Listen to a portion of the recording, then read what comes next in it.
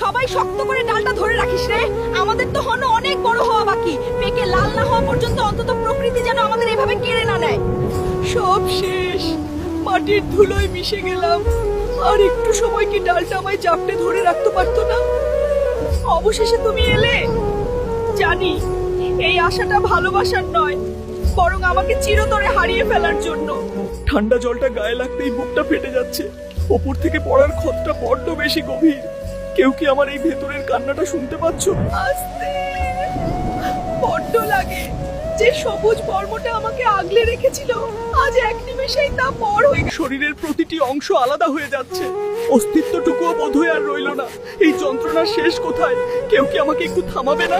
তোমাদের কাছে এই কাসুন্দি হয়তো স্বাদের তৃপ্তি, কিন্তু আমার কাছে এটা কাটা ঘায়ে নুনের ছিটা। তিলে তিলে শেষ হয়ে যাচ্ছি আমি। স্বপ্ন ছিল পেকে মিষ্টি হব, পাখির ঠোকর খাবো, অথচ নিয়তি আমাকে ভর্তা বানিয়ে শেষ করে দিল। আমার অপূর্ণ ইচ্ছাগুলো এভাবেই মিশে গেল।